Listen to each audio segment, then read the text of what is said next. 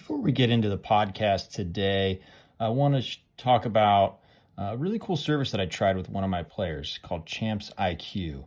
Kind of confusing because it's spelled different. So it's Champs and then EYE and the letter Q. So Champs IQ compared to Hockey IQ here, the podcast.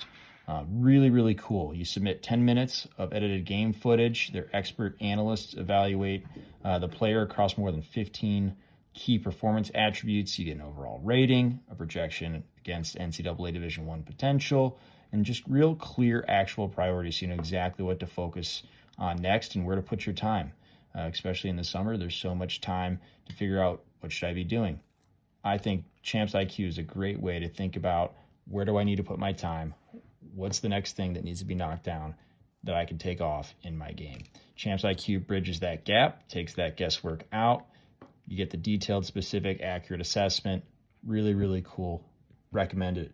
If you go to their website, www.champsiq, and remember that's EYEQ.com, use the coupon code HockeyIQ, spelled just IQ, Hockey IQ.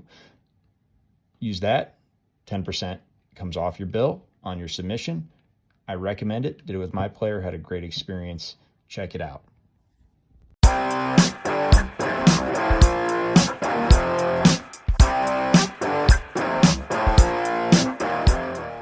On the Hockey IQ podcast today, we bring on Kyle MacLennan.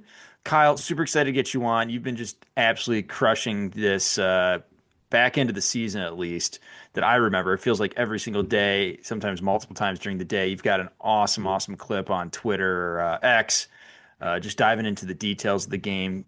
Really, I like the diagrams on there because you're way more sophisticated than I am. I just throw up the clip. You actually throw up the diagrams to go with it. Really excited to have you on.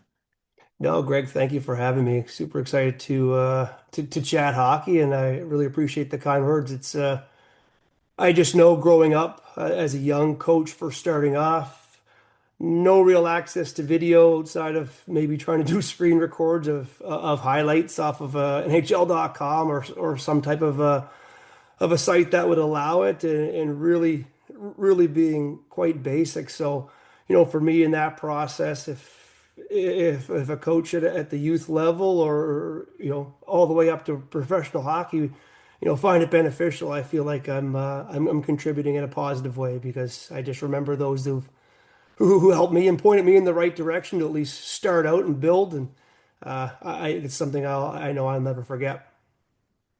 Yeah, I feel the same way with the newsletter and podcast here. Just trying to help out, get back to the folks that I used to be and didn't have access to this, that, and the other information, etc. So today, though, I want to dive into just like the nitty-gritty details that you've been showing, and we try to talk about here with Hockey IQ newsletter and podcast. So let's start in the D zone. Then we'll go to the breakout, neutral zone, entries, and then offensive zone.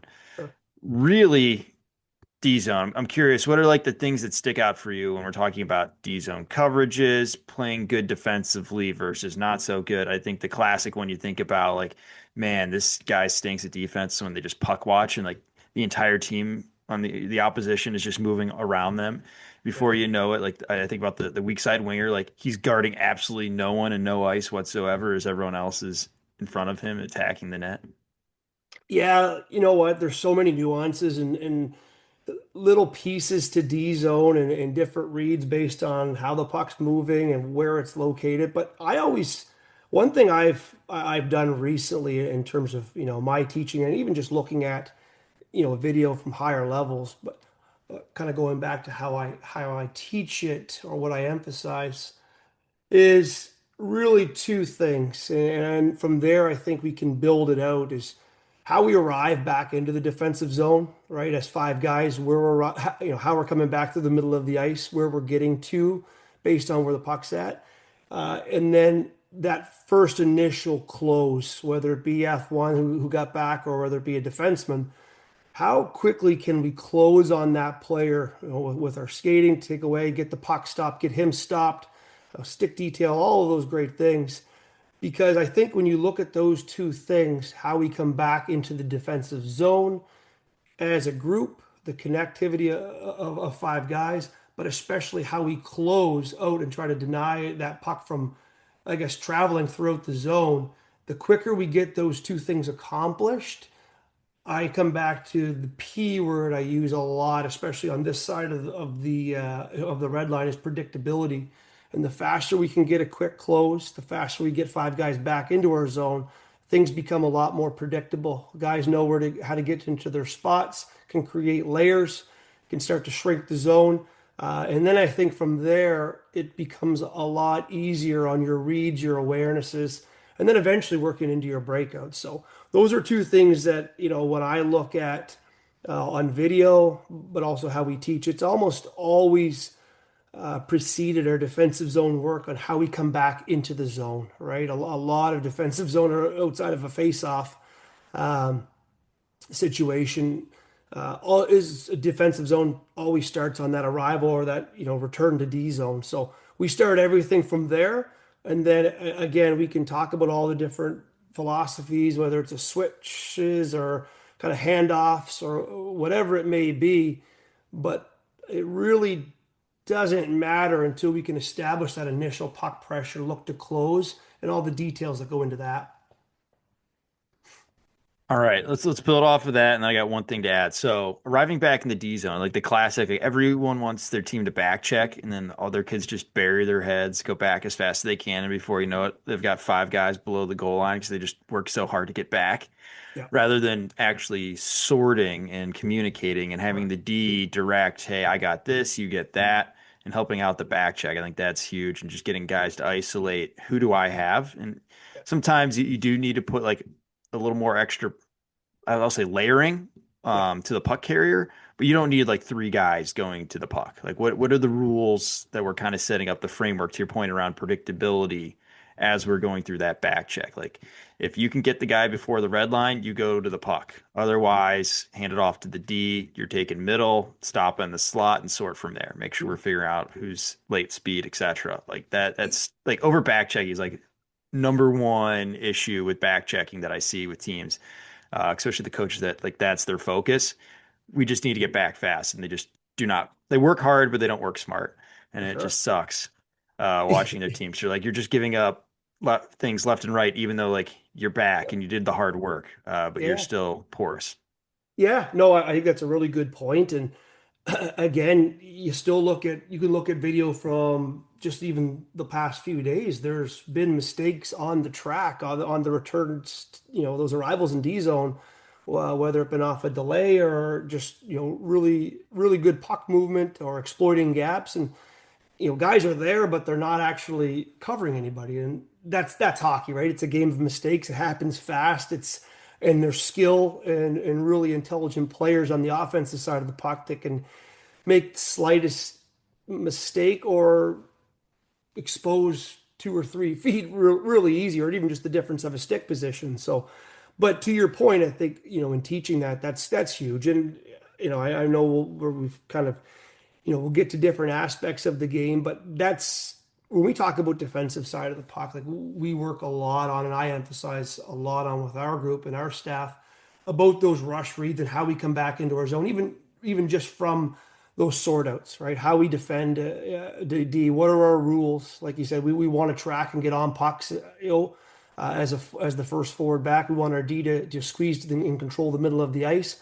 But then if we're not able to establish a close as the forward would like to, how do our D shift and slide to take that strong side? And then what are our reads for our F3? Who is he picking up? And then there's just so many nuances. Is there a kick out player? Is he in motion? Is he stationary? But we practice all of those different scenarios because it's so important, right? How many times does the puck cross your own blue line? Whether you're, I guess the more superior team or not, it's still going to cross your blue line through a dump in or a carry in, and you've got to be well equipped and have, I guess, the problem solving ability as a team to sort those things out. So to me, it's coming back with purpose, it's coming back with intent, but it's connection, it's commitment, obviously, like we talked about the work, but it's also the connection of being aware on the puck, but especially off of the puck, that communication.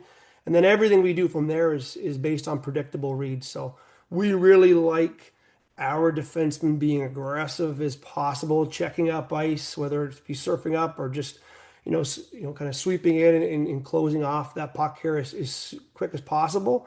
But in doing that, what types of retrievals or dump ins or who's getting first touch more often than not? Like we found this past year, the way we defended, it was a lot of D2 getting our first touch. That's just the reality of it. That's how we played, and that's what led to those types of breakouts. So how we break out and how we return to our D zone a lot of the time is determined by how we play in the neutral zone or how we defend rushes. So that stuff all has to be connected. You can't have a defensive zone scheme or I guess, breakout or retrievals that are not aligned to how you play up the ice, right? So having all that stuff come together and make sure everybody's on the same page and are able to use, their own problem solving and decision making inside a team structure, right, to make plays that they see on the ice and empower players to do that. That's all part of the process, right? So, to us, that's probably where a lot of the time we start. I mean, I like to say a lot of the time we love the offensive side of the puck, and we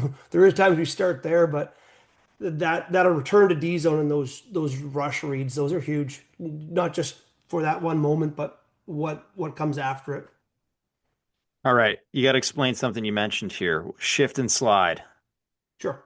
Yeah, absolutely. Like when we want, if pucks are, in the middle of the ice and they get kicked out to speed, we like our strong side D to close on that as quickly as possible. But we want D2 or weak side D to move with him. We're moving together.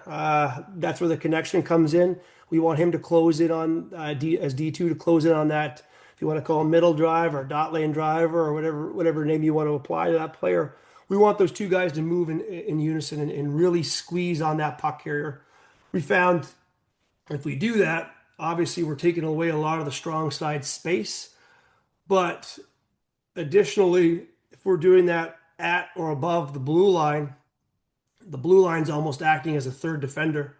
Because if we're thinking about what could it potentially be on the weak side of the ice, maybe an F3 creating that width, very difficult to make a play at or before that blue line to the weak side of the ice and stay on side. So now all of a sudden we have three defenders in addition to our tracker, hopefully recognizing the D or sliding to that strong side, and he's going to pick up F3, potentially on the weak side of the ice. But we also have that blue line as a defender as well.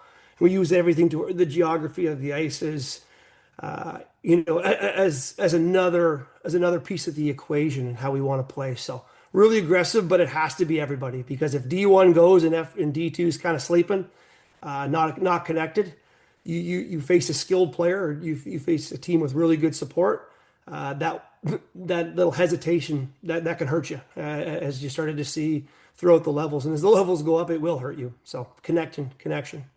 Yeah, staying together. So you shift and slide together. That's the key part. We'll call it the squeeze, right? We're Yeah, squeezing to the strong side in the absolutely. middle, and then you can add your team rules of tracker. If you're not getting that puck by the red line, you're taking far side. That's the old like left wing lock type Yeah, where you got a forward pushing back to make that three wide. So that's yeah, great. And then the other piece I love that you mentioned was and it's something I think I wrote on very early with the newsletter is like actually using the red line and blue line yeah, as obstacles, like yeah, something the other team has to think about rather than thinking about making the perfect play to attack you and expose you. Like, oh, I need to make sure my guys are able to get on sides or I'm not creating the offsides here or I'm not creating an icing. I need to actually do something with the puck. Oh, and boom, I'm hit yeah, and the puck's turned over and it's in the back of my net. So like actually using those because they're in the rule book.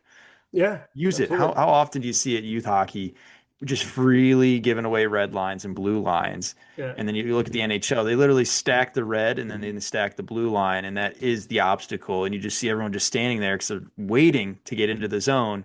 yeah, And it's like it's just so obvious, but then you watch youth hockey and it's just absent. To your point, yeah, like what kind of intention are you playing with? And everyone like, how do we create these problem solvers in offense? And it's like, well, just do yeah, some basic stuff on defense that makes it hard on the other team and puts more information in their head than actually breaking you down. So I love that you yeah, mentioned using those. I think that's the only time I've actually yelled at refs this past season. And when I'm like, that's clearly icing. Like it's part of our team strategy is to stack sure. these lines Yeah, and you're just letting them get away with they're a foot away, they're 2 feet away, their whole stick length away from actually not icing the puck, but they're clearly icing it and you're just waving it off for no reason. Like, what are we doing here? Yeah, no, it's a really good point. It's funny we in the 3 weeks ago I coached at the QMJHL Cup, and that's 80 of the top prospects eligible for the upcoming Quebec League draft. And it's funny, like that was a part of it, an emphasis even into our final game of really just trying to empower the players to get up and defend and to use these lines and to force players to the opposition to turn the puck over or to get rid of it and put it out of their hands. They're skilled players. They're going to make plays. So let's test their ability to forecheck versus our retrievals, right? Let's see if they can play another way. And there was a period and we gave up lines, we gave up lines, and we gave up lines, and that was the biggest adjustment from the first to the second. And I think we gave up 20 shots in period one, and it was crazy, but it was all prefaced on gaps. And I always say like we're talking about youth hockey anyway. Like gaps to me really can drive shot volume for the other team, whether they're quality shots or not. It's still going to drive those levels up because they're getting into the zone. Whether they're taking poor shots, they're still getting into the zone and they're getting pucks in towards the blue paint. So for us, getting up in those lines, and I get it, like skill players, pace that a consistency of pace that these players aren't typically used to, but it may be a little bit of fear of, well, I don't want to get exposed and get out to the outside or get beat behind or and all those things. But one thing I like to tell our players is like you can get beat in the front just as bad as you can get beat in behind or to the or wide, right? So if you're giving up a ton of ice, skill player you knows where the space is. Like hopefully we're developing players to have spatial reads, time, obviously space, read their opposition, read their support. Good players reading the space that you're providing him in front of you. So he's going to use that to his advantage, just as the player off the puck is going to use that to his advantage to potentially pick you off an entry or whatever it may be. So let's get up and let's build the courage and the confidence that way. And if you're making mistakes, that's the process. You're going to learn how to, close those gaps a little earlier, maybe, or you're going to learn how to be a little more efficient or find the balance between the two, whether it's the deep gap or the tight gap, right? And that's all part of the process and kind of developing your, I guess your identity as a player. But Yeah, what don't what gaps can you don't be actually get afraid. away with? Yeah, don't be afraid of, just can't be afraid of what potentially could happen. Like especially at this level, at the youth level. If Don't you be if you're not afraid getting of burned every once in a while, you're not playing on the line close enough or figuring out where it is. exactly 100%. So that yeah, I love that. And then the piece you mentioned very, very early that I want to bring back to is just like recovering through the middle. Another very common issue when you're talking Yep. about tracking, back checking, whatever you want to call it, is just recovering through the middle. Funny enough, I was playing just a pickup game this past weekend, and one of the guys, I was like, "Can I give you a tidbit?" We're in our 30s, 40s at this point, Sure. and he's like, "Sure." I was like, "Okay, whenever you like make the play and you're following it up, just simply get inside the dot lane. Like, just Sure. make sure you're in the dots." Yep. So, perfect timing. Literally, the next shift, we both made a pass. He actually recovers to the middle for once, Yep. and the puck gets turned over. The other guy gets it. He just does a little stick check perfectly to Yeah. me, and I'm in with a one-on-one, which I had so much speed because I was actually following up the play, and the other guy was coming at it. It was like boom, breakaway from Sure. just simply we were both recovered through the dots. The guy had to turn into us. We're already right there, and it was just around having a conversation with him of like, okay, well, if the puck gets turned over, like, what are you gonna do now? You're stuck on a Yep. wall. Like, you only have one way to go. If he's Yeah. smart, he's going to throw a puck to where you just came because you don't have any, like, your feet are going to be facing the wrong way. So I'm like, okay, Yep. you're getting exposed that way. Secondly, like, you're going to take so long to get to wherever you want to be because Yeah. you're just geographically in a terrible spot. If you got two of you, cool, we both get inside the dots and we go up. If Yep. the weak side D is already gone, okay, well, now we're aiming to go through the middle dot right in the middle of the sheet here, like Yep. opening face off. And now you've got the geography to figure out, okay, where do I need to go and place myself? And you're coming in from a positive position rather than a Yeah. deficit spot where now you're kind of scrambling. It might take you a while to get where you need to go. At least here Sure. you're giving yourself better chances to be in good positioning at all times and make the plays that you want. Yeah. Simply put, I like to put or like to call that next play mentality, right? move the puck, jump back inside. Right? So whether the next play is going to be you on the offense or you having to defend again because there was a turnover, boom, we're good. Right? Same as the ozone, right? Move a puck, we're jumping back inside to become an option. If not, we're in a spot that we can pressure the puck maybe and push it back to the outside, right? So it's just always kind of playing with that next play in mind because the game's until you get off the ice, like it just moves so quick. There's so many changes of possession and nine other players moving all over the place. Like you have to play with that next play mentality, and that's a process of teaching, all right, and kind of emphasizing that and Well, showing it's the nice when you value. have success right away when you make that teaching point, and then it just clicks, and they'll never forget it. Sure. Oh, exactly. 100%. It always feels good. Okay, so we've only spent 10 minutes talking about simply backchecking and tracking, so Yeah. this is going to be great. So let's jump to the D zone now. So you mentioned just initial closing on the puck, so Yep. getting the puck stopped. I think that's a good place to start, and then I'll join us into like how do we handle the scissor play? Because I think that is something that you see a ton Yeah. now in the NHL is we are not just randomly chucking pucks on net. So let's start with the how do we get that puck stopped right when we get back. Yeah, we like to look at posture a lot just because I see a lot of players coming in reaching off balance, chest way too far forward, and the problem with that is you lose and feet way too set too wide, right? And again, I don't think there's a one perfect technique for anything because you start chasing that, there's different skill sets, body types, just physiology to everybody. So I just think if you're chasing one perfect technique, you're really limiting yourself. But I think anybody that gets their posture, their feet way too wide, they get themselves kind of hunched over, they instantly lose mobility. And we start defending player A, who's incredibly explosive, can cut back and make small plays with minimum space. We're in trouble, right? We're not going to be able to react to that, just to be able to close to keep him contained. So understanding, getting ourselves a little more inside and under control, good posture. I almost find like the control is everything. Like we can still be aggressive, but if we can be aggressive in control, we can handle those cutbacks. We can be in more control of our stick, having that stick to the puck, and we're a little more, I guess, able to attack the parts of the body that are actually going to get that player stopped and pinned or whatever it may be to get the play in the puck in a predictable spot. So that's really the things that we look at is stick on puck. Like you're going to hear everybody in their dog talk about stick on puck, and it's because that's how important it is, especially against skilled players. You have to have really good stick detail. We look a lot with our about our feet and our posture too, because you see guys get beat out of the corner. A lot of it comes from the way they're set up and that little bit of lack of control. And then you find guys kind of pulling off the They wall a just lot quicker fly than we in are. there with no with reckless abandon. Yeah, like I get it. Like great, it's aggressive and like you're being physical, but like physicality for me was with intent, right? I would love to see 80 crunching hits every single game, but the reality of it is that there isn't that much opportunity for that. But there is lots of opportunity to get really solid physical bumps under control, using our body to seal people off. Whether you're a bigger player or a smaller player, we do things differently, but we can still do all those things, playing through the hands, getting their hips, attacking their hips onto the wall, using our stick detail. Like, there's all those things that we can do from a variety of different player builds that can lead to success.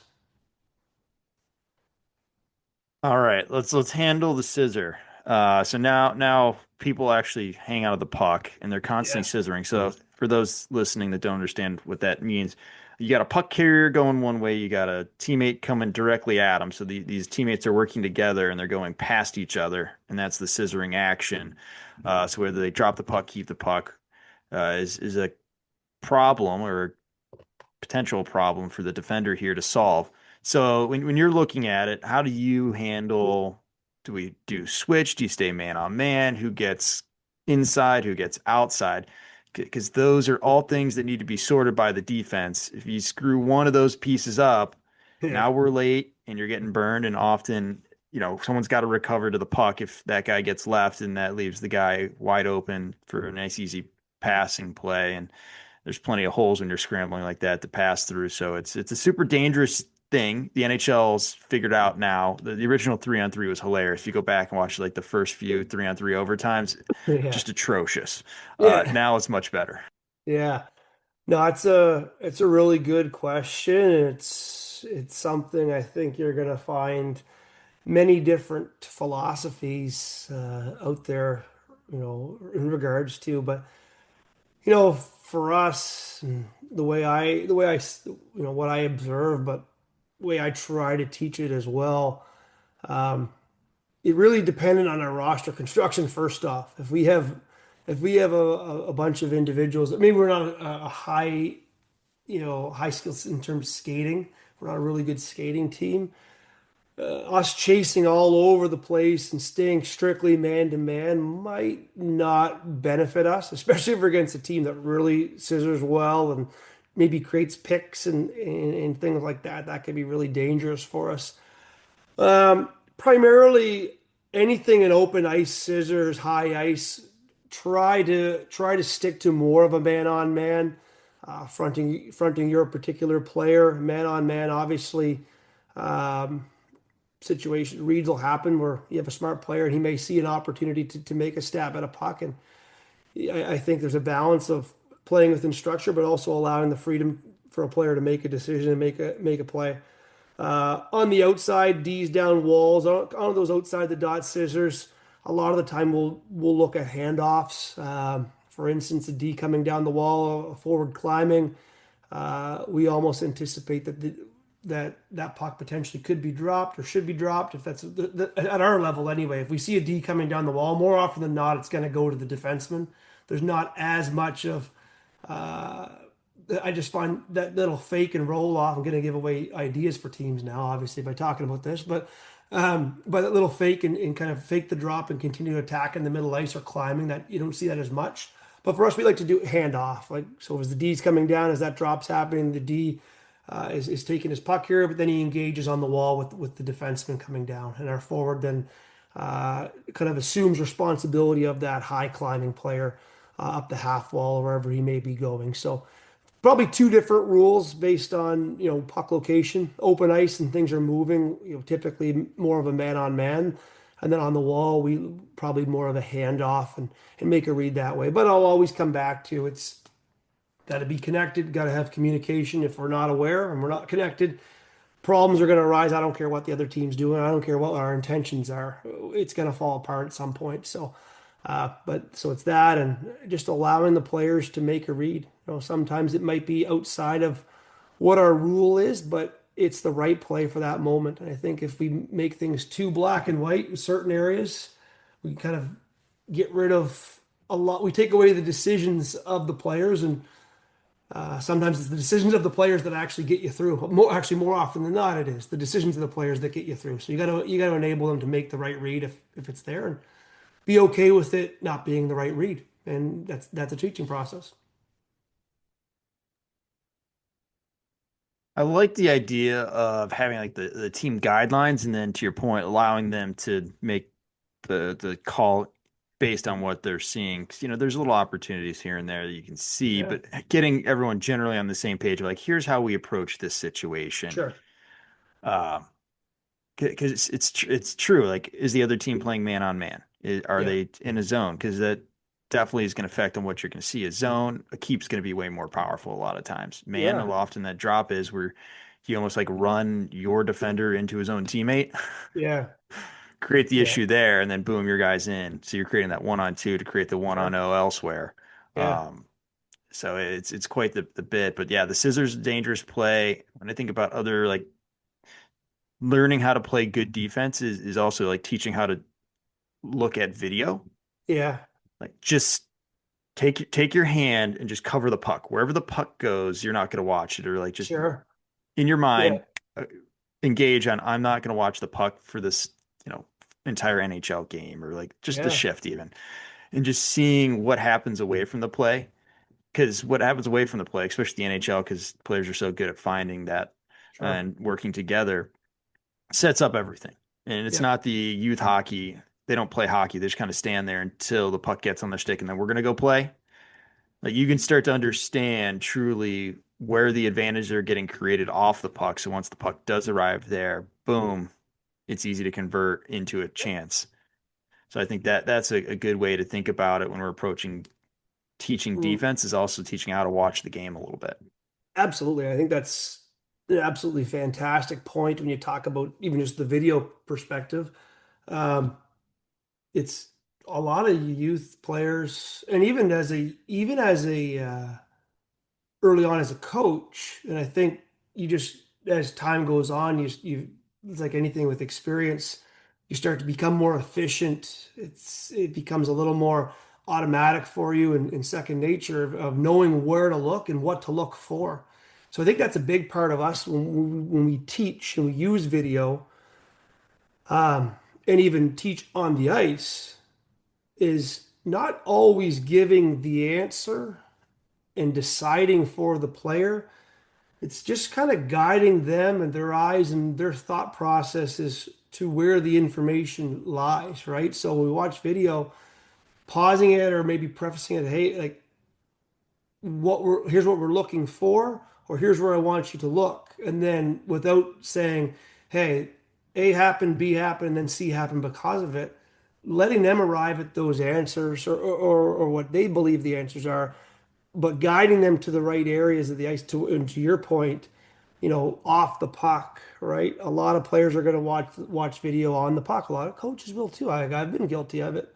So directing them, hey, here's where you should look, or here, keep an eye out for this, and then let them arrive at the answer because the retention and the connection that they're going to build in their mind and the true understanding of what we're trying to teach, I think it's going to be so much more powerful. So that's a really good point about that in regards to video and teaching. And that overall, just like guiding eyes is so big because how often do you talk to a player and you're like, hey, you need to scan there, and they Yeah. need to scan. Yeah. Okay, they look, but they didn't actually pick up anything. Like, Yeah. what are they actually trying to pick up? So I think that's a good point as well. Just like we're actually trying to guide Yeah. them to what is the key information, a part of your process for making reads, Yeah. etc. It's So like, like that's super critical. Like, and that kind of will branch us off to the next piece, which is breakouts. yeah. Because when we're talking about getting a puck and getting it up ice, what are we looking for? We're looking for teammates usually. And we're like, Yeah. okay, that's great, but we're also maybe looking for just where's there a ton of open space where instead of throwing a hard tape to tape pass, you're just tossing it to an area where a teammate can skate onto it. Yeah. So that's critical. I think that's for more important for me is like your players, especially as you get higher and higher levels, are gonna be where they should be. Sure. Youth hockey, yeah, that may or may not be true. You got to actually Yeah. confirm that a lot of times. But Yeah. the higher level you play, the more predictable your teammates are being in the spots that you need them to be in. Yep. So where does the eyes actually need to go? And it's going to be reading the opposition, the space that they're leaving. Is it behind them, in Exactly. front of them, east, west? Um, so when talking about breakouts, that's kind of where my mind goes is like, how do we read space more so and read the Yeah. opponent and what's being given versus looking for our own teammates. Yeah. I think that's again another really good point. I just think it's funny how many times do you hear or watch a drill or emphasis like shoulder check, scan, scan. And it's not wrong. It's just surface level, right? It doesn't have any context of what are we shoulder checking for? How much time do we have? How many shoulder checks can we accomplish? What are we going to prioritize when we're looking or we're scanning? Like it's just so surface level. And I think what you end up having is players going back in games or drills and whipping their head around a bunch of times and they're not taking in any information and they can't get out of their zone or they're getting hit taking contact they don't need to take or other players are taking contact they don't need to take. So, it's about just having intent and teaching them that process of, well, when we're going back, where do you, again, that's a lot of question-based feedback or guiding, where are we looking? What do you think you were looking for here? Or, based on your partner stood up at the blue line, you're going to be now the one probably going back to get the puck. So what are your reads and what do you expect from forecheck pressure? Where do you think more often than not the forecheck pressure is going to come? And so where are you going to look first? What are we looking for? That's huge, and that's when you start to add context. I think that's when true decision making and problem solving takes place. I forget where I saw it. Again, it's kind of on the, it's kind of talking about, ecological dynamics and how we teach players and helping them use the environment to make decisions. But I saw there was a, and again, it's not probably not perfect regurgitation of this quote, but basically it was false, or is false information equals false solutions, right? So if we're teaching players to shoulder chip for no reason, that's gaining information. It's not really, representative of the game or what they're about to see. They're going to practice or they're going to create solutions that don't work either, right? So we have to get these things aligned.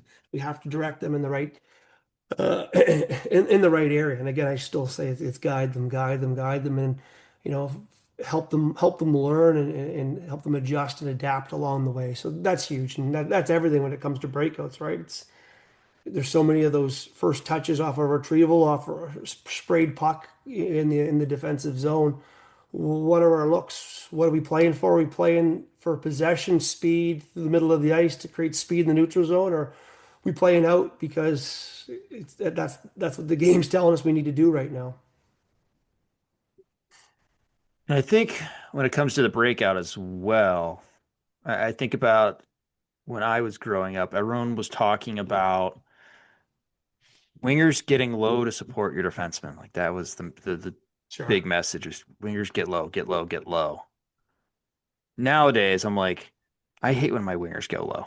sure, Half the time, it's one forecheckers guarding both of you at this point, rather than I want my strong side wingers almost outside of the blue line, yeah, forcing back some sort of spacing on the strong side.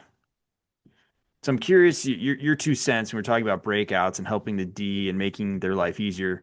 Um, I think of the strong side winger, and then to your other point around deception is like often the first person to get the puck, they're going to get eliminated. It's kind of like a pawn in chess. Like how can you create good environment for your teammates is yeah, super critical. How can you divert, use some sort of false information to pretend, well, we're going up strong side, psych, we're going back the weak side, or I'm going to look to go weak side. And then I do a little step by as I fake that pass and I walk you, yeah, and then bump it to someone because the you get the puck, someone's coming after you. sure, Higher level obviously will have multiple layers that you got to navigate, but oftentimes it's like you go to youth hockey, it's just F1, reckless abandon with no help, no support, no yeah, coordination yeah, on their side.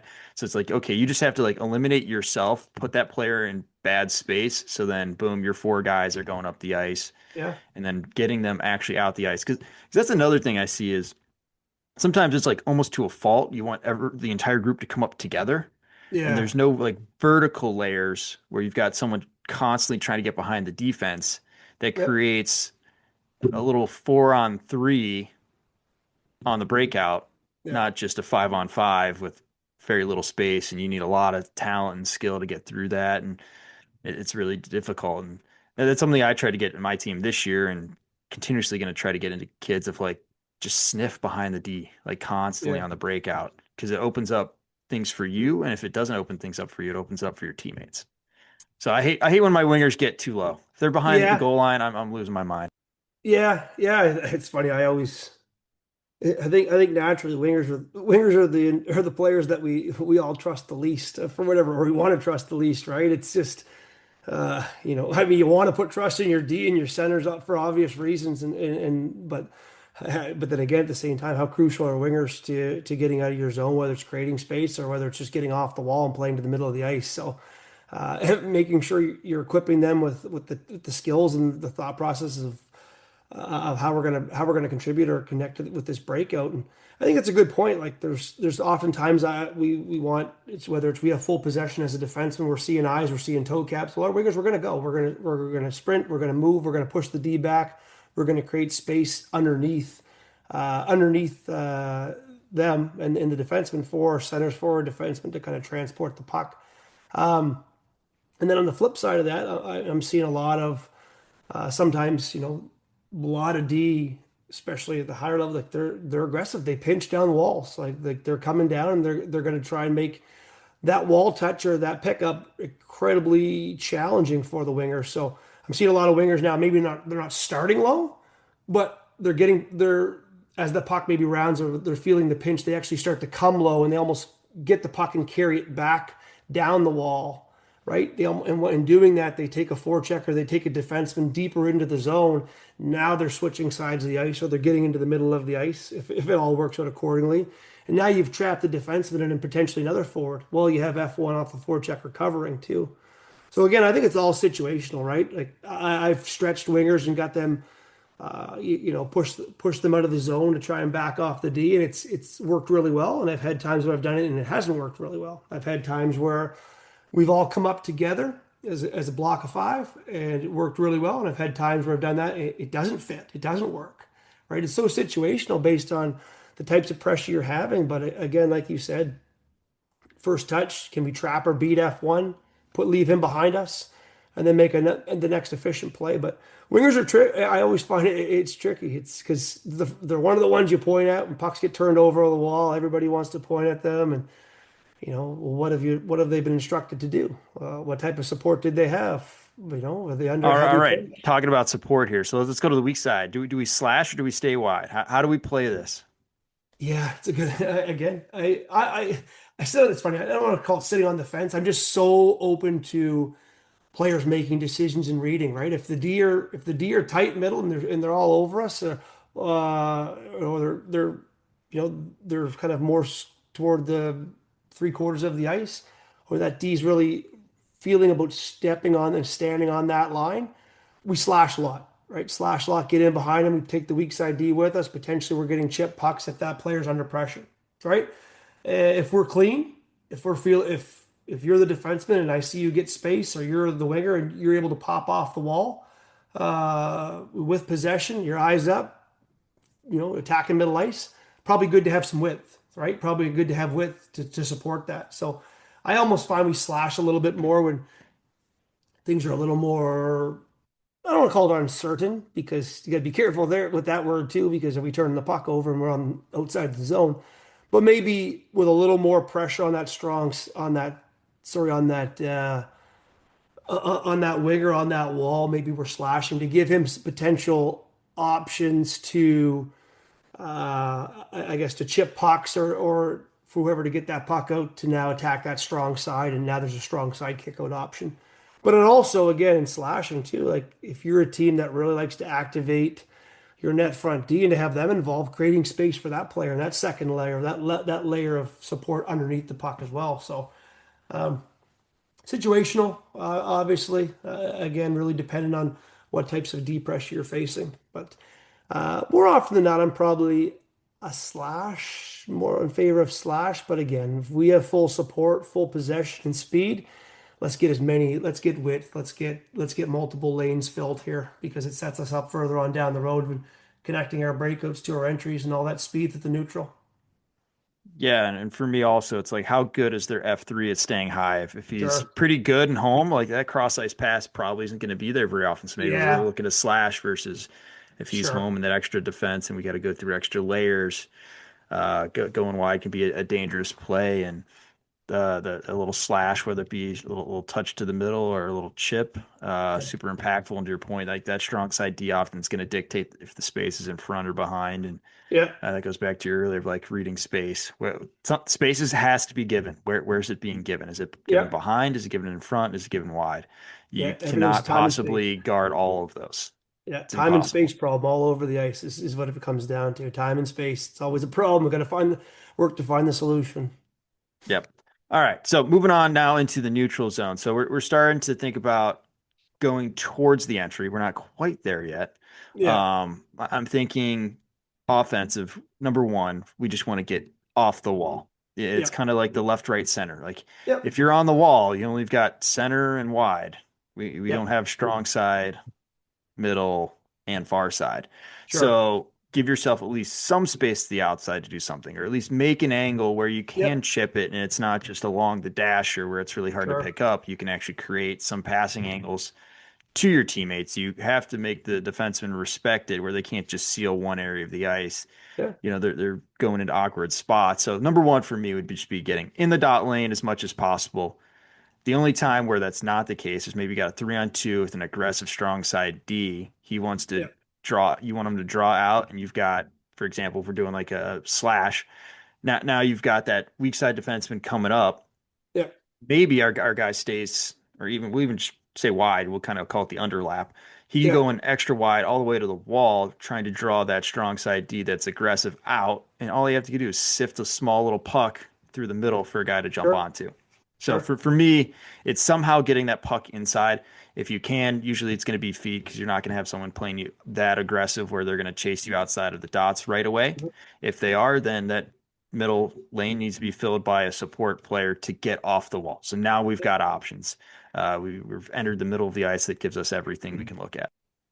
Yeah, like you said, get off the wall. It affords you the space to always come back outside, right? It's a big emphasis that we talk about with our players is it's the further on down the line we get, it's going to be harder to get back inside. It can happen, we're going to require support and probably a pass into the middle. But the further on down the line, it's going to be very difficult to get back in. If we can get inside at least towards the attack dot line early, we can always go back out if we need to, right? We can always take that space, whether it be for a chip, whether it's a skate, sets up our forecheck too. That's another part of it too. Like now we're chipping pucks from the dot line. If we decide that the best play is to put pucks behind their D and to establish puck pressure and an attack that way. But now we're dumping a puck from a better spot. We're already inside. We're able to actually set up that first initial hunt or angle or however whatever your philosophy is F1. So that's great. There's so many options if you can just get pucks inside the dots. It can negate angles, right? Of a surfing defenseman coming up as an F3, depending on where he's at. Like you start going nose to nose on those guys, they've got to make a decision. Do they continue on that angle? Do they adjust their feet? Do they get kind of stopped up? There's a lot there. Or you punch back outside and maybe you've with that space you've created. But that's huge. Anytime we can get as much speed to the neutral zone as possible, that needs to be the priority. Getting inside the dots, and then is the opportunity to get to the weak side of the ice there. Because again, if we can get to the weak side of the ice, if we can target that weak side defenseman or the weak side dots, whatever however you want to lay it out, it creates a little bit of indecision amongst the defensemen. It creates an additional sort out. It just makes things more difficult for the defending team or the tracking team or the defenders receiving the rush. Who's got who? Am I staying with him? Am I passing him off to you? I just find anytime you can change sides of the ice, with purpose, it just creates a few more question marks for the defending team. And anytime you get them to ask more questions of themselves, in a game like hockey, I think you're doing your part as on offense. I love that idea of like asking questions to the defense. If you're asking questions, you're creating the problems that they have to solve, and if they're not coordinating and solving them well, whew, it's Yeah, a great night for us, baby. I So I saw. think Yeah, I saw like I took it from this year and watching a presentation. It was the reverse. It was talking about gaps. But I applied it from the offensive side. He was talking about the more lines we give up, the more questions we have to answer, right? As a defending team, we give up the offensive blue. All right, new set of questions. We give up the red. Now there's some more questions we have to answer. We give up the blue, the offensive blue. Now there's really a lot of questions that we have to answer, and we have to answer them quickly, right? So apply that from the offensive side. Can you force these guys into indecision or you know solving problems that they only have a little bit of time to solve? yeah, the other thing with that is creating kind of like the lanes, right? Like you usually got Yeah, the middle and then the two outside lanes. But we've got to stress the defense with the spacing. Like yeah, my mom can cover the corner, if that everything was in that corner, now you spread it out. Okay, she can't, sure, and no one really can be a great defender. The more space they have to cover, like you're just going to absolutely. naturally be worse and worse. So how can we just create the space that they have to? Yeah, And it's the classic hockey, right? Like a good hockey team's like a long defense, you're shrinking, offense, you're expanding, and you're yeah, constantly doing that to create and then defend space. So for me, when we're talking about neutral zone, it's like we've got to get speed in at least one, if not two, of these lanes. yeah, I like to split the middle, so it's kind of four lanes, one, two, three, four yeah. across. But I we've got to think have so. speed in at least one, if not two. Like two Yeah, ideal, definitely at least one. yep, So we're creating problems for the defense that they have to address. And if we're now getting the middle, it's great because if that defender drops, you've got space to go into. If they don't, you've got space to feed a puck into. And just starting to do it where we've got speed and we're attacking space. So attacking Yep. space off the puck is way better Yeah. because you don't have all of the like the people actually stopping you. They can hit you, they can grab you, they can put their hands and play physical on you at the puck. Away from the Yep. puck, it's a little bit tougher. That's natural interference. The referee's going to call that, and that puts a defender in a terrible spot. And Yep. honestly, they're not thinking of you that much when they're playing off the puck defense. Like, okay, I know he's there, but I'm like scared of him. Like if the puck here is Yeah. okay, I got to step up and take this guy and stop the puck, create turnovers, etc. Sure. So I think it's just amazing. If you watch some of the best goal scorers, like Brett Hall was the classic of this, like terrible puck carrier, awful, but great player at attacking space or like leaving a space open until the right moment. And then for Sure. him off the rush, it was a lot of like attacking into the space, Yeah. knowing that he had that freedom of movement. And he's like, I really didn't want the puck. Like Sure. the puck was not my friend because I'm trying to get into a space where I can score. And the best way to Sure. get there is by not having the puck all the time. So rather Yeah. than taking it, and everyone thinks about McKinnon and McDavid because they're so dang good at it. But a lot of the best goal scorers you watch, like even like Cole Caulfield, he just pops up at the right place, the right time. Yeah. And Yeah. it's not because he's lugging the puck and creating for himself. He's just waiting. He's attacking with speed in the right spots. And it's that danger he creates off the puck that makes the goal scoring possible.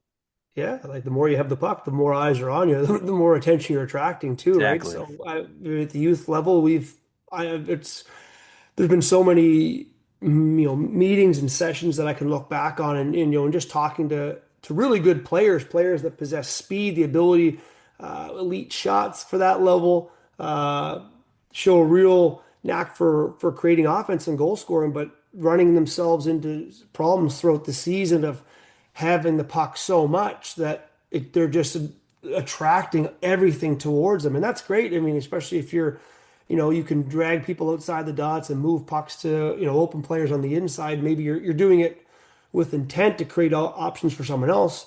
But especially when these guys are really good finishers and shooters, we want them obviously in spots to shoot pucks. So I'm always saying, like, you want to get more scoring chances and opportunities, like move it and then get to the space and arrive at that space at the right time to get it back. And now all of a sudden your best attribute, which is the ability to put the puck in the back of the net, the ability to get pucks off your stick quickly and to finish. Now you're getting the puck in spots that are, in the slot, off the weak side. You're getting pucks in really good spots where your skill set's going to take over. All right, moving to the entry here. I think the classic is you don't want to be the person holding up the speed. Like, get the dang puck over the blue line. Yeah. I feel like the NHL sometimes players go off sides on purpose just to be like, you dummy, what are you Yeah. doing? But you watch the NHL, it's amazing how they always seem to allow players to have speed in the zone. They're not holding Yeah. up their teammates. So it could just be a Oh yeah. simple chip to speed. My personal favorite is like literally watch guys like they'll extend their arms as Yeah. far as they possibly can just to get the puck over the blue line, and then their body eventually catches up with it. It looks awkward for literally Sure. a quarter of a second, but they're just simply making sure that their teammates are in good spots to help and support them rather Yep. than their guys got speed. They have to stop at a blue line. Okay, it's now you one versus two, one versus three, and you're on an island and your teammates are late and they got to put in a heck of a lot of effort to get going again to get to a good spot. And you kind of just screwed them a little bit. So for Yeah. me, it's just like, let's get the blue line, make sure we were making easy to play with, allowing our teammates to get into good support positions, and kind of go from there. So that would be my two tidbits. I know there's plenty more in the details. Oh yeah. This is an area we could take forever on. Oh yeah. Entries are so interesting to me because in transition, like like you look at basketball, you look at any kind of invasion sport like this. uh, Transition opportunities should yield the highest percentage, opportunity to score, just based on structure not being right in front of your face. It should be just advantages built into the scenario.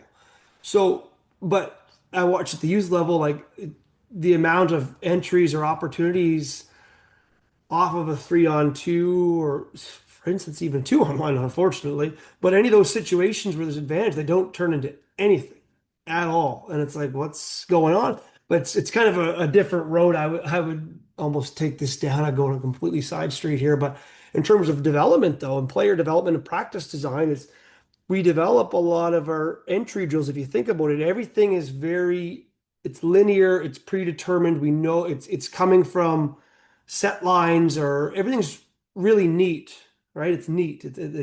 We know who's this guy, who's this guy, who's this guy. The timing's already built in, just based on how the drill's set up. Everything is easy. And the defenders are easy. Everything's predictable. We know where it's at. Then we get to a game, and all of a sudden the puck's on the different side that the drill started, or has less speed, or this player's a little bit further ahead than the other two. The defenders have a looser gap or a tighter gap. The tracking's it's hockey. There's 2,000 entry scenarios that are going to happen just from time and space perspective. Um, and then we can't solve them, and they just fall apart. They're offside, the turnovers, there's bad shots, missing opportunities. So when we look at entries off of practice, it is a lot of, and it kind of goes back to what you talked about in the neutral zone of getting, establishing and getting that speed in those layers or those lanes, and kind of problem solving and doing this on the fly. Like a lot of our entry drills in development is going to be preceded by, uh, you know, it's a lot of kind of small, game or constraint based drills where there's a whistle, guys have to track and reload out, puck goes to one of the three players or it's chip, whatever it may be. And now all that momentum is coming out of the zone. They have to quickly work. We talk about sort outs defensively, but quickly get the pucks and sort out our layers, our lanes, and our responsibilities. And it's different every single rep, and that's why I love it. Just because there's no one answer, there's no one 3-on-2 or 2v2 or 2v1 that we see. It's always different. And the way that the defenders defend us, they may bad gaps one rep, great gaps the next rep, space in front, space behind. It's always different. And all of a sudden, these players get put in a situation, in an environment where they're comfortable with all different varying types of pressure, making plays under pressure, taking the time that or space that they do have, or creating more with the time that they don't have, right? So that's where it all comes back to me is, and to your point, is creating those environments to actually be able to solve the problem. And we do that just through, I don't want to call it chaos, but just unpredictability in practice. And I think because I cannot, you and I, we can't go out to our teams and say, all right, you're going to get this game, you're going to get a 3-on-2. The puck's going to break out perfectly. F3 is going to be he's going to dive in. It's going to be a bad read. Just a straight 3-on-2. Everybody's perfectly spaced, perfectly aligned, same timing, same depth, and it's going to be beautiful. And here's what we're going to. And I want you to make this play to the inside, then do this. And it's really funny, and I love. Yeah. Like for me, it's uh, I'll just do like 3-on-2 is like how I like to set this up. So it's Yeah, a 3-on-2 to start, and you just put guys on the blue line, other guys on the red line, just go, play sure. it out, however you want, don't care. And then as soon as they cross the red line, you add a back checker. So they have to go Sure. around the dot and then they're Yeah, back checking. So they're because nothing's more annoying when you set up a drill and like they just take forever and you're like, that's so unrealistic. So like yeah, let's add the extra exactly. back pressure. Now you've got a timing component to it. Like you need to make Yeah, this read quickly. Otherwise it's yeah, now 3-on-3. Then the next two from the other team come out and they're sitting on the blue line, just waiting for the other team to get the puck. Once the turnover happens, they get above the top of the circles. Those three, the guys that were just attacking, they drop out. The team that was playing defense, now they're going 3-on-2. yeah, Same thing. Once they cross the red line, that tracker gets activated, but you don't know which guy is going to be locked in behind the goal line. He's got to get his sure, butt up there. sure. You got one guy that's maybe way ahead of his teammates, and it's like, okay, now to your point, like you've got this amalgamation of timing issues. Like, how do Yeah, we break this down? Because right now it's 1-on-2 because my two guys are way behind me. yeah, Do I even want to hit the line with speed? Do I want to maybe slow this down, get some support? sure. Is a guy playing me hard? Is he playing me off? Just kind of getting that point of understanding some of the layering and the timing that goes into it. Because that, to your point, that's the bigger piece of like, how's the timing? Where's the help? And that's when we start looking, okay, where do our eyes need to go? Well, you need to Yeah, understand like, where the heck are all my teammates? Do I have support? Is this a good situation to go attack immediately? Do I need to buy a half second of time to allow my guys to be that outside speed. Yeah, 100%. 100%. That's the bigger bit. And then, understanding the tracker and the timing. And Yeah. I find it in guessing this might be true in a lot of places is a lot of players, they see everything beside them and in front of them, Yeah. but they Oh yeah. very rarely look behind themselves a little Yeah. bit. And Sure. the late player is often the one that is going to have the wide open space in front of him. So it's like you have F2 going harder than that. Great. He draws the weak side D in there. You've got the strong side D tracking you.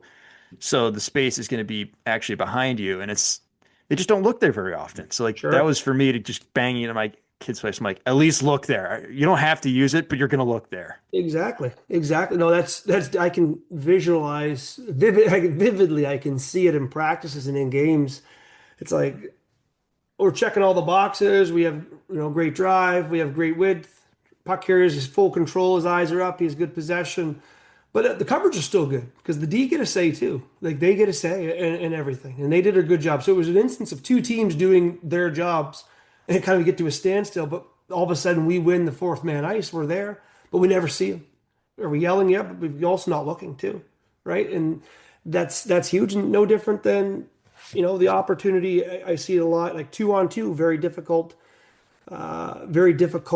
I guess numerical situation to create offense of it should be anyway. But or a middle lane drive that's not able to kind of maybe the defenseman's a little more sagged back and he can't get into that guy or if he keeps skating he's just going to skate into the coverage. So do we read that, hey, maybe I might want to stack up in behind my puck carrier? I stack behind him, little drop. My puck carrier now drives through. Now I get that space. It's like just kind of reading all these scenarios. Again, time and space problem. And when you start seeing things in terms of time and space under pressure and keeping your support in mind and knowing how to support, things start to open up. I think the most important part of my season is when I get into the point of teaching 2-on-2 offense, Yeah. how to break down a 2-on-2. So whether it be a scissors, I call it vertical threat behind the D. Yeah. So just creating those 2-on-1 situations, those questions of the defense of like, are you going to drop or are you going to stay with me? Yeah. Or just isolating a defenseman. So off the entry, when I'm thinking about creating, so you got to isolate one of the two. Sure. So normally it's going to be the player that's furthest up the ice is going to be the one isolating the D.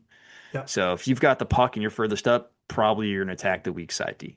Yep. If you're the player off the puck and you're further up, probably going to attack the strong side D. Hmm. What does this look like? So it could be the strong side D is the guy that you're attacking, and with the puck, you're going to take the puck and you're going to drive at that guy, knowing your teammate's coming over, and you're just going to drop it, pick that guy. Your guy's got a little shooting pocket. We're going to thread it there. Or you're behind with the puck. Doesn't make sense to pass because that D is kind of over there. You're going to drive over to the weak side D. That guy's off the puck's going to drive behind him. And now that D is going to either drop or stick. If he sticks up high to the puck carrier, all it is a nice little soft one. Boom. And now Yeah. we're behind the D with a good attack option. I think teaching how to create offense off of 2-on-2s creates all of the concepts that you want to Yep. create in many other areas of the ice. Absolutely. So if you teach that, it starts to expand elsewhere. So I think that for me And is the most important piece when I'm talking about like teaching attacking off the rush is just teaching 2-on-2s and how to attack off that. I forget what it was. I think it was like the 2017 Blues. Maybe it was mhm. 2016, something like that. Somewhere in that mid teens. Yeah. It was like unbelievable. I'd watch their games and like the rate at which they created offense off of 2-on-2s was just insane. Yeah. I need to figure out who the person was that taught them because it was like so obvious to me. Because every time I watched them, like that's another 2-on-2. Like this not 3-on-2s, not 2-on-1s. You Sure. normally and just like clockwork, boom, boom, boom, all the day. And I wish someone in the NHL would do it because it's the opportunities are still there constantly. That's an excellent point. It's something that's probably under taught. No different than uh and I need to do it more. I've begun to do it over the past few years and just creating scenarios for it to kind of naturally occur in practice. but these kind of outnumbered entries, or so I call them inverted entries sometimes, where the numbers favor the defending team. They got F3 back quickly. It's a 2v3, right? It's a 2v3, it's a 2v4.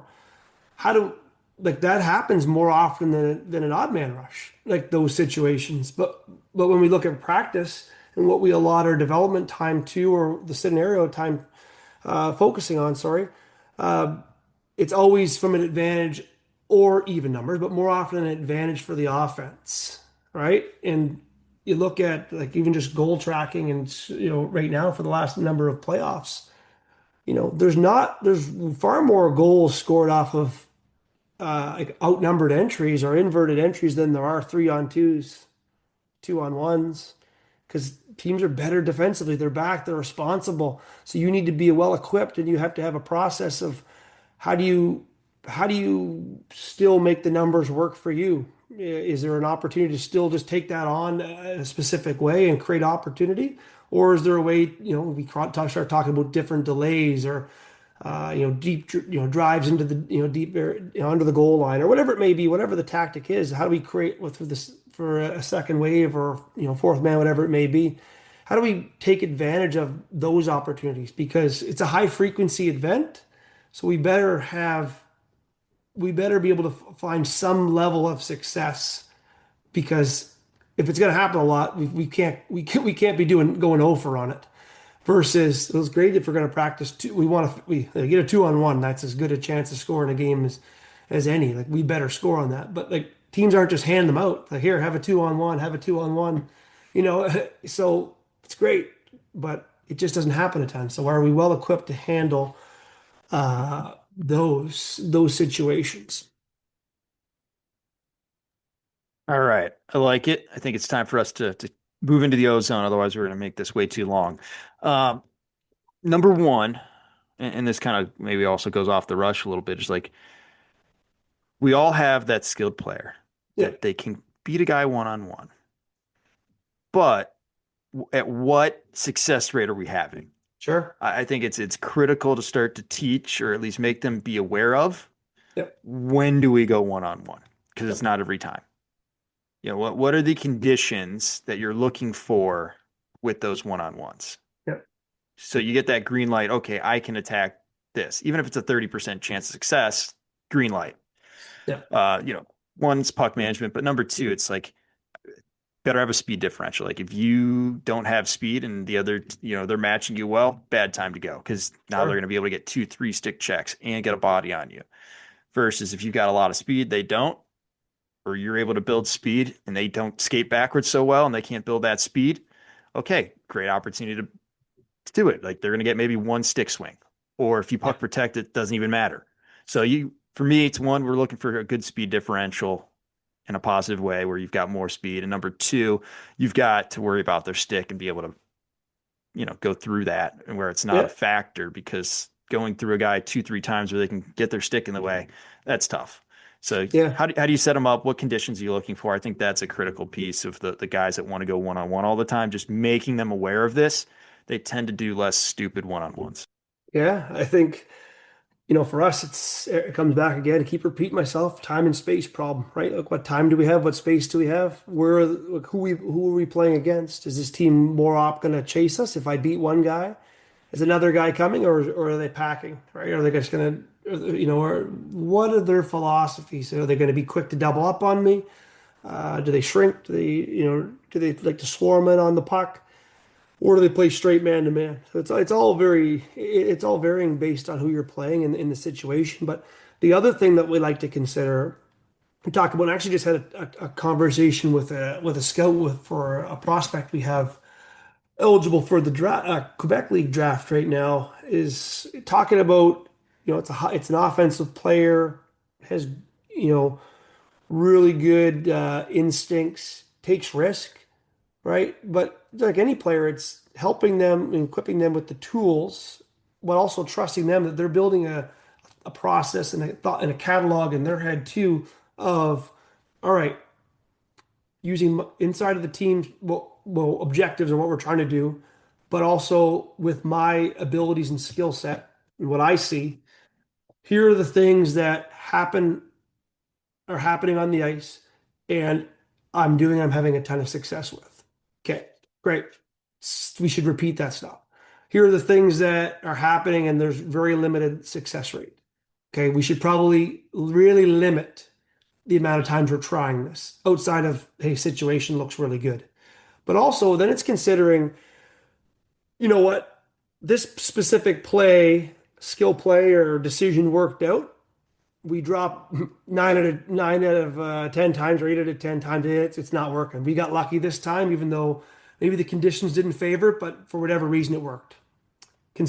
Make sure we have that in our head too for our decision making moving forward. Keep building that catalog, and then obviously the inverse of that is, you know what, it didn't work. This for whatever reason it did not work, but I guarantee you're probably gonna 6, 7 times as a skilled player in this situation, it's gonna work. So let's keep hunting those opportunities. Let's keep trying. It's imperfect game and game mistakes. Defense gets a say. It's just not always going to work out, but I trust you. So can we develop? That's an individual development, but even within the team too, right? Inside of the team structure and the objectives and those principles, here are the things that we want to hunt, and here are the things that it's not going to work sometimes, but we think more often than not it's going to go in our favor. So it's a lot of those, but it's a lot of We're that. just looking for those advantages, baby. Just looking for the Exactly. advantages. Hunting advantages, right? Yeah. Yeah, and I think that it comes to the next point I want to bring up. It's just like we'll say the positionless hockey, really just switches, right? Yep. Like we still want to have balance to the sheet where we've got many Yep. options available to us, but creating that balance and those little overloads, those questions to the defense. Yeah. Because long gone are the days of the defenseman just stay at the point and shoot point shots, and Sure. we all just crash the net. Sure. Uh, so for me, it's like we want to get people moving one Yeah. before they touch the puck, and can we raise the pace of play for the Yeah. defense in the D zone? Because how often do you go to the offensive zone and suddenly like it just kind of gets stagnant? Everyone's kind of going to Yeah. play. We're moving a little bit. We're not like at a challenging pace where the defense has to sort Yeah. fast or they got to adjust their feet quick enough. They're just kind of comfortable. I've got my middle ice, like not big Yeah. deal here. So how do we go about creating issues for the D or the defending team in this situation? Because I think that's a critical element of the offense zone. Yeah. 'Cause it does get tougher once you're in the Yeah. offensive zone. It is definitely tougher than off the rush. Sure. Like they know where they need to position. The defenders know where to Yeah. go, middle ice, and you want access to it. But how do you access it? How do you create issues where you can get good quality rather than just having to Yeah. chuck point shots in? Yeah. It's hard to play fast 5-on-5 when it's straight up, right? When there's no advantage present, like it's hard to just be as quick and as aggressive as you want to be. So you have to find ways to open up that ice and to create those advantages for to allow for speed, to allow for pace and to attack the net. So it's funny. There's a great goal from Colorado last night in the offensive zone. Combination of two things, like great blend. It was shot quantity, like in terms of like there was volume. There was a couple of point shots, couple of kind of almost wide angle shots, if you want to say. But because they combined with the quantity and shooting the puck and forcing Minnesota to break, to collapse on shots, to chase pucks when they're retrievals. But because Colorado blended that with motion and movement throughout the zone and everybody being active, when they did have possession, yes, they were able to have switches and interchange scissors, whatever you want to call it, and kind of manipulate coverage that way. But their motion and that kind of differential speed allowed them, when they did take those shots, they retrieved the pucks easily. They beat Minnesota to the puck, grabbed it, moved it. Again, they got the pucks first, and then they went on the next phase of the attack and over and over. So it was a good blend of shooting pucks and also having motion, and they both were designed to really break down Minnesota. And it ended up happening as one of the players corralled another puck off of off another loose puck in the slot.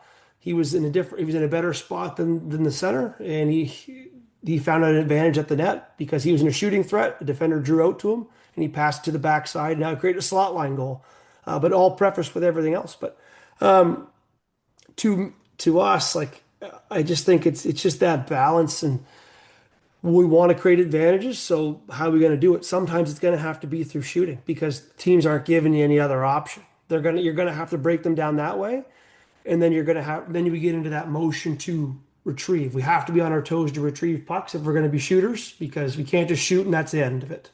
There's got to be more to it. We got to extend that ozone time. But again, everybody being involved. I'm big on two things. It's everybody checks, right? And we may do it differently.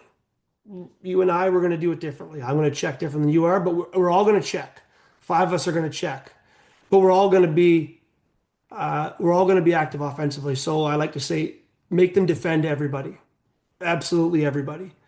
But in doing that, we understand, you and I, or player A and player B, we're going to have different skill sets, and we're not going to do the same things. But can we still play within our own identity and with the team structure in mind to make them defend us?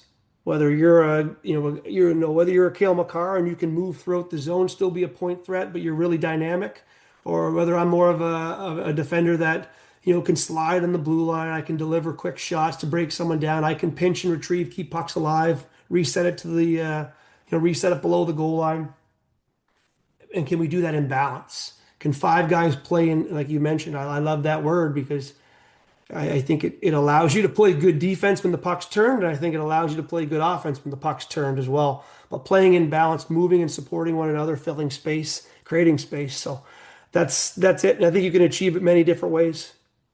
Yeah, I think the F3 support high is pretty critical in this kind of way where it's filling the space, right? It's the Yeah, rotations back as guys are diving in, so it allows the freedom for those defensemen to get involved without having to have that risk alarm in their head go off where like, I shouldn't absolutely. do this and I'm just gonna put a puck deep and stay up here. And Yeah, I like how you're talking about like motion based. Like when you look at puck recoveries, yeah, almost every single time, it's not the person standing by the net who has to yeah. take two hard strides to get up to speed. It's the guy who has already rolling speed, or the weak side defenseman's diving in knowing there's a shot coming. The Well, goal. majority of the week, the rebounds are going to go to the corner. Well, I'm already taking a step down towards that corner, so the weak side D is getting the recovery, and boom, we can reset It's and go again. So it's that yeah. motion that creates the recovery, not so It's much the it's the positioning. goal. Yeah, it's the goal last night. Like it's a perfect example. Like there's probably two shots from Colorado that you want to call lower percentage shots, but what ended up happening was Minnesota collapsed. Then they chased the puck. A guy literally Colorado had like you. I love that. Like he was already rolling, right, and he comes from a few feet behind the Minnesota defender that was at the net front around the slot, skates right by him, gets it, puts it back to the top. They put it back down low. They're always playing a step behind, right? And Colorado's they're able, like I said, an idea, kind of a lot of depth to their attack. Obviously, there's skill throughout the lineup, but they're playing two different ways. If you want to call it two, I think that's just the game now. It's you attack based on what you're seeing, your interaction with your teammates. But if you want to call it traditionally, like two different ways, like they're shooting pucks and recovering, but they're also in motion too, and the motion helps with breaking down coverages, but it also helps with puck recovery. Yeah, and Kaprizov in game three, everyone looked at the really nice open-hipped goal that Quinn Hughes scored. But if you look just before that, the puck recovery by a 5'9" Kaprizov bodying in, Yeah, getting a puck and recovering off that shot. I mean, that created the possession that even allowed for Quinn to do the special things that he did. So to your point, absolutely. that hard work, that hard little checking, even by the guy who's making the most money on the ice, skill Yeah. guy, creates for everyone else and Yeah, creates the everybody goal. checks. Everybody checks, and you get rewarded, right? We just do it differently. Like we don't need him. You If, don't if need to he, blow anyone up there, yeah, and but if just he, simply getting body positioning is all you need, a little yeah, bump. we were alarmed if Kaprizov's constantly playing on the defensive side of the puck because you're taking away what makes him truly special. But when the moment occurs, if he can win those battles to check, get it back, and now the puck's on his with Quinn Hughes or a Boldy or himself. Now we're in business.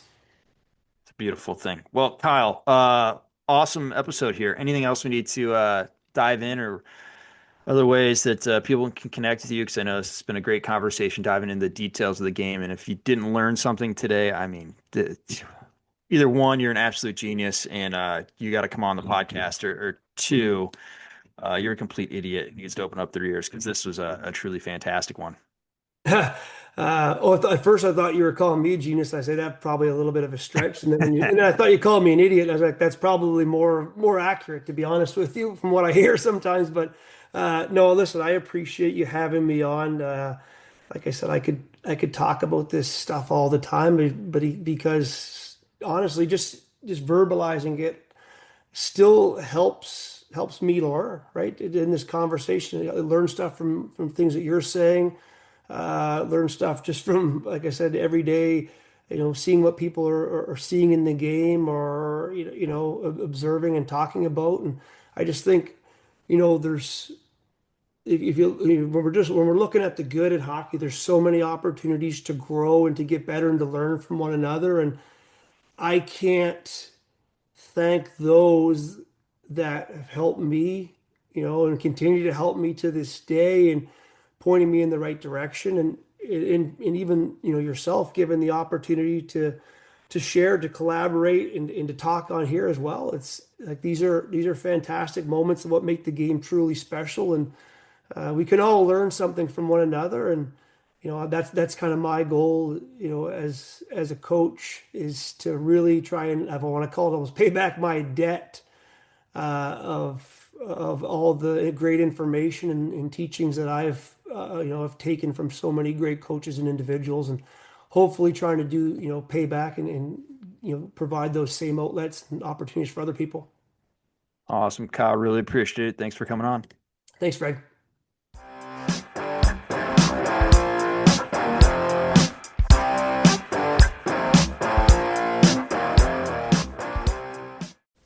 That concludes this week's episode. Thanks for joining us here at Hockey IQ. If you haven't already, take a quick moment to hit that subscribe button, give us a thumbs up, and drop a review. If you want to be a great teammate, even recommend us to a friend. You can follow us at Hockey's Arsenal on Twitter and Instagram. Check out the website, hockeysarsenal.com, where you can subscribe to the weekly newsletter. You won't regret it. Catch you beauts here next week for a brand new episode.